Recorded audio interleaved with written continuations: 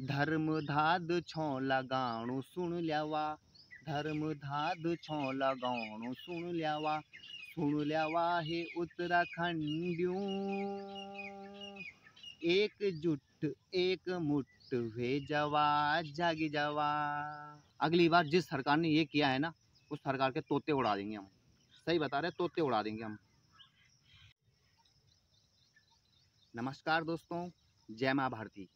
UK वाला explore देवभूमि में आप सभी लोगों का स्वागत है।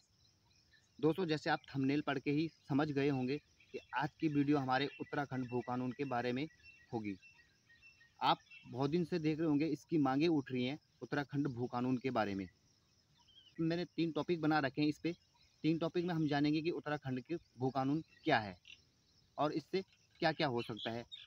तो पहला टॉपिक है मेरा, क्या था उत्तराखंड का भू कानून, फर्स्ट टॉपिक है। सेकंड टॉपिक है मेरा, अगर यह लागू रहा तो क्या होंगे इसके नुकसान। Okay guys. और थर्ड टॉपिक है मेरा, क्या हमें हिमाचल के जैसे भू कानून बनाना चाहिए।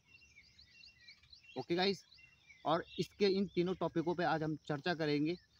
इस टॉपिक पे चर्चा करके और जानेंगे कि उत्तराखंड भू कानून क्या है। Okay guys. तो गाइस, इस वीडियो को जितना हो सके लाइक शेयर कमेंट करके गर्दे की तरह उड़ा देना, ताकि उत्तराखंड के हर परिवार के अंदर उत्तराखंड भू कानून की मांग उठ सके और जल्दी से जल्दी इस पे कानून बन सके। तो चलो फ्रेंड्स, ज़्यादा देर नहीं करते हुए वीडियो को स्टार्ट करूँगा। तो सब लोग जानते ही हैं कि हमारा राज्य 9 नवंबर 2000 में यूपी से अलग होकर एक अलग राज्य बना था, और फिर 2002 में उत्तराखंड में एक भू कानून के लिए एक प्रावधान किया गया। उस प्रावधान में कि उत्तराखंड की जो ज़मीन है, उस ज़मीन के अनुसार उस ज़मीन में भारी लोग सिर्फ इस ज़मीन को 500 मीटर ही खरीद सकते हैं। फिर 5 साल बीत गए। 5 साल बीतने के बाद आता है 2007। फिर 2007 में इसके प्रावधान किया गया, और ये प्रावधान पहले वाले से भी बेटर प्रावधान था। इसमें प्रावधान किया गया कि जो उत्तराखंड की ज़मीन है उसको 500 मीटर से घटा के 250 मीटर कर दिया गया। यहाँ तक तो ठीक था, पर हद तो तब पार हो गई जब उत्तराखंड सरकार 2018 में फिर नया बिल पास करती है। 6 अक्टूबर 2018 को इस पर संशोधन करती है और लिखती है कि उत्तराखंड में जो भी ज़मीन है, जितनी भी ज़मीन है, वो भारी लोग जितना चाहे उतना ले सकते हैं।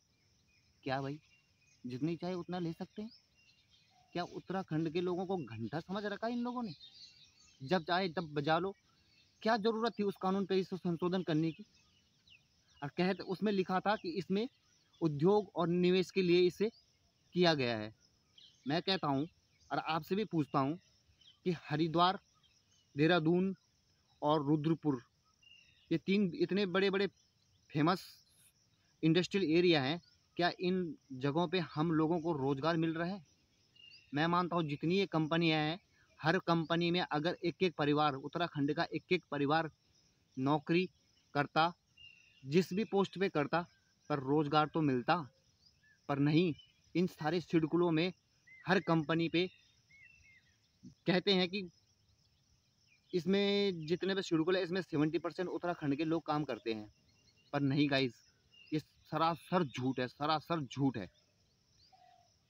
इन शेड्यूलों में जितनी भी कंपनियां, इनमें 70% नहीं बल्कि 20 या 30% ही उत्तराखंड के लोग काम करते होंगे, और बाकी सारे के सारे मैं पर्टिकुलरली किसी एरिया को नहीं बोलूँगा, पर हाँ, जो उत्तराखंड के नज़दीक वाले एरिया हैं वो सारे के सारे यहाँ काम करते हैं, चाहे वो किसी भी पोस्ट पे कर रहे होंगे।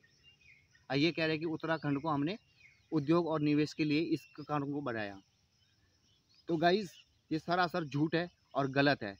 दूसरे टॉपिक के चलते हैं, अगर यह लागू रहा तो क्या होंगे नुकसान। नुकसान ही नुकसान है गाइस, नुकसान ही नुकसान है। हमारा जल, ज़मीन और हमारी संस्कृति, बोली, भाषा, इन सबको नुकसान है, क्योंकि कल धन्ना सेठ आ जाएंगे वहाँ पर और हम लोग उनके तलवे चाटने के लिए मजबूर हो जाएंगे। क्योंकि अगर कानून होगा तो हम अपनी लिमिट पे ही बेचेंगे। और धन्ना सेठ आएंगे मोटी चौड़ी रकम लेके, चलो भाई पहाड़ के पहाड़। मैंने तो सुना है कहीं पहाड़ के पहाड़ भी ले लिए गए हैं। अभी तो इसका कोई असर नहीं दिख रहा है, पर आने वाली पीढ़ियों के लिए इसको ज़रूर असर पड़ेगा। और वो पीढ़ियाँ हम लोगों को कोसती रहेगी, ज़िंदगी भर हमको कोसती रहेगी और कभी माफ़ नहीं करेंगी। ये सारे के सारे लोग आएंगे पहाड़ों पर, जिन पे हमारा आज अधिकार है, उन पहाड़ों को ये सारे के सारे चपेट के खा जाएंगे। ठीक है गाइज। और हम लोग कुछ दिन बाद यहीं हर की पौड़ी हरिद्वार में भीख मांगने के लिए कटोरा पकड़ देंगे हम। कटोरा पकड़ के, हम नहीं पकड़ेंगे तो हमारे आने वाली पीढ़ियाँ तो पकड़ ही देंगी।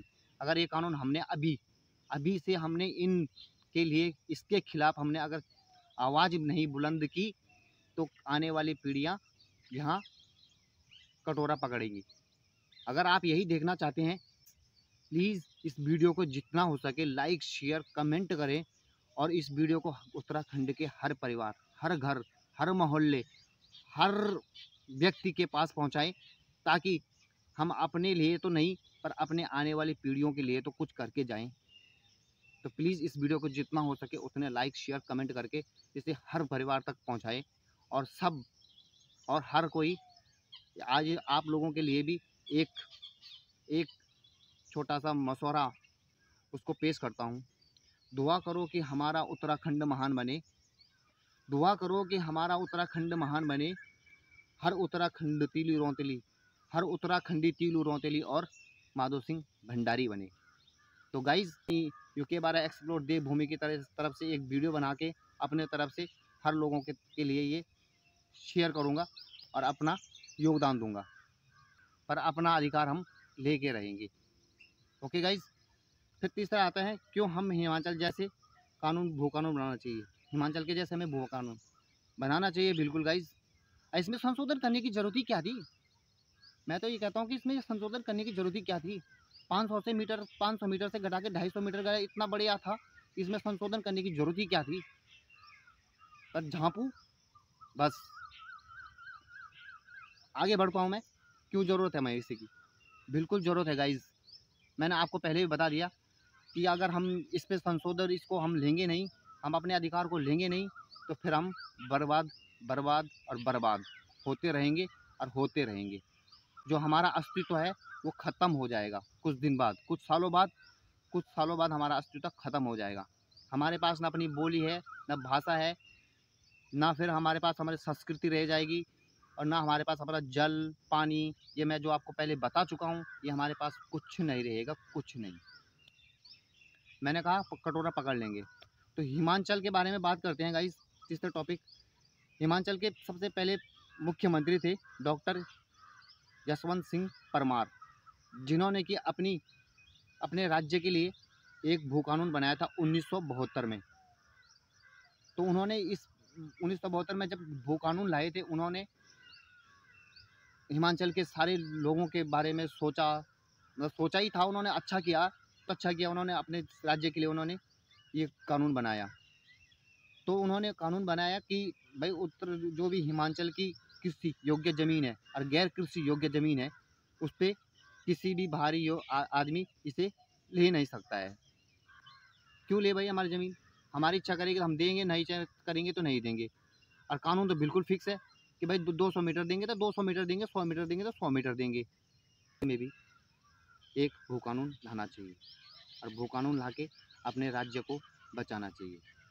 मैं चाहता हूं कि आप भी अपना पूर्ण सहयोग दें, और उत्तराखंड का भू कानून लेके रहेंगे, चाहे कुछ भी हो जाए, लेके रहेंगे। इस बार उत्तराखंड वालों पीछे नहीं हटना है, बस गर्दा उड़ा दो। इस वीडियो के माध्यम से गर्दा उड़ा दो, और सरकार को मजबूर हो जाना पड़े कि उत्तराखंड का भू कानून हमें जैसा था वैसा कर दो। बस हमें कुछ नहीं चाहिए, जैसा था वैसा कर दो। 250 मीटर था, उसको घटा सकते हो तो बहुत बढ़िया है, नहीं तो 250 मीटर कर दो बस। सही बात है, हमें नहीं चाहिए तुम्हारी, नहीं तो अगली बार। तो भाई मैं तो ये कह रहा था कि उत्तराखंड हो गया है मैच्योर, ठीक है। क्योंकि अब जैसे ही हमारे घर में बच्चे होते हैं, बच्चा 21 साल का हो जाता है, मम्मी पापा उसकी शादी के बारे में सोचने लग जाते हैं, क्योंकि बच्चा मैच्योर हो गया, अब इसकी शादी करनी चाहिए हमें। तो उत्तराखंड अब मैच्योर हो गया है। अब उत्तराखंड को वो उत्तराखंड ना समझे कि जो पहले था, कि जैसा तुमने चाहा वैसा कर लो और उत्तराखंड में अपना डंका बजा लो। ये बिल्कुल नहीं होने वाला है। हर उत्तराखंड के परिवार में एक तीलू रौतेली, एक माधो सिंह भंडारी और जितने भी हमारे उत्तराखंड में बड़े बड़े राजा महाराजा जिनकी गाथाएं गाई जाती हैं, सुनाई जाती हैं, वो बने और अपना योगदान देके उत्तराखंड को बचाएं। तो गाइज़, उत्तराखंड भू कानून के बारे में इतना ही बोलूँगा। तो गाइज़, आप लोगों से लेता हूँ विदा। तब तक के लिए जय हिंद, जय भारत और जय उत्तराखंड। नमस्कार।